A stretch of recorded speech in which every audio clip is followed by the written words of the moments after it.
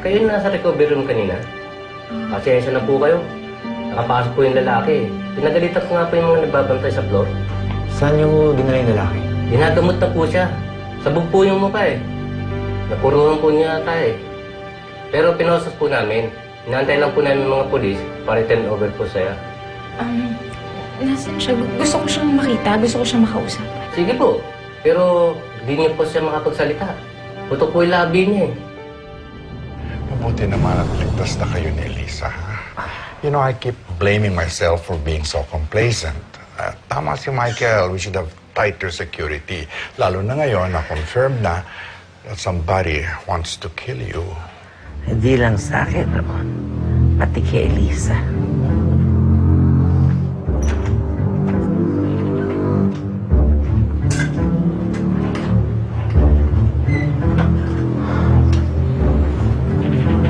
Nandito kami para makapag-usap sa'yo. Gusto lang namin malaman ng totoo kung sino talaga nagpadala sa'yo dito. Di niyo ako mapapaamin. Bayad ako ng mga kliyente ko. Hindi ko sila pwede ilaglag. Pera lang ba kailangan mo? Magkano? Dodoblehin ko pa. Obviously, it's a hitman. Pero ang question ngayon, sino ang nagpadala sa kanya? Oh, come on, Ramon. Don't tell me. Hindi mo alam. Don't say na kayang gawin ni Loretta ito sa'yo, ha? See? Of course. Matagal ko nang naramdaman na masama ang balak niya sa akin. Kaya lang hindi ko akalain na ngayon na yun. Pero alam mo, seryoso itong aligasyon na ito, ha? Dapat may prueba tayo. 50 mil. Ano, dodobli mo? 50,000? Papatay mo asawa ko para 50,000 lang? Eh, gago ka pala eh! Teka lang. Michael! Pakilabas na lang siya. Palabas na siya. Nakikiusap ako sa'yo, tao sa tao. Gusto kong maging tahimik at maganda ang buhay ng pamilya ko. Kaya pwede, sabihin mo na kung sino ang nagpadala sa'yo dito. Pangalawang beses mo nang pinagtangkaan ang buhay ko. Pero, ni minsan hindi ako nagalit sa'yo. Dahil alam kong hindi ikaw ang kalaban ko. Pero sinasabi ko sa'yo, pagdating ng mga pulis, huhulihin ka na nila. Ikukulong ka na nila. Kilala ko si Michael. Sinisigurado ko sa'yo na pag nakulong ka, papahirapan ka niya. Gagawin niya ang lahat para mahirapan ka sa loob ng kulungan. Mayaman at makapangyarihan ng mga Olivares. Mas mayaman at mas makapangyarihan kesa sa nagbayad sa'yo. Kaya, gagawin ko ang lahat. Pinapangako ko sa'yo. Sabihin mo lang ang totoo. Don't worry. I have plans. Plans para patunayan at mapapatunayan ko kung gaano ka-demonyo ang Loretta na yun. Sabihin mo lang kung sino ang nag-utos sa'yo. Tatanungin ko malaking utang ng loob to. Sige na naman. Nakikiusap ako sa'yo, Rocco. Si Loretta, ang madrasta mo. Siya ang gusto magpapatay sa'yo. Sa lola mo. Ano ma, tumawag na ba?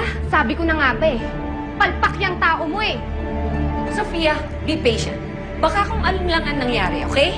Yun na nga. Baka kung ano nang nangyari, hindi natin alam. For all we know, papunta na dito yung mga pulis. Huhulihin na tayo. Will you please stop being so damn negative? Why not? Ha? Ay, nako. Hindi ba pumalpak niya dati kay Eliza? Paano kung hindi niya na naman mapatay si Lola?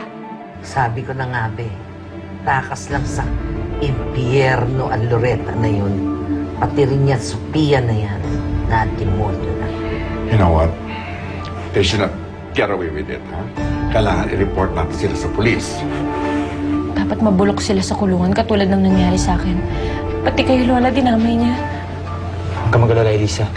Kakasuhan natin sila. Magbabayad silang dalawa. No, not just that. Gusto ko munang malaman kung ano talaga ang plano ng mag-inang yon. It's not going to happen, okay? I've already tried calling him for God's sake. Hindi lang niya talaga sinasagot ang telepono. Akin na nga eh. Akin na kasi. Ako tatawag. Eh, sino ba tatawagan mo, ha?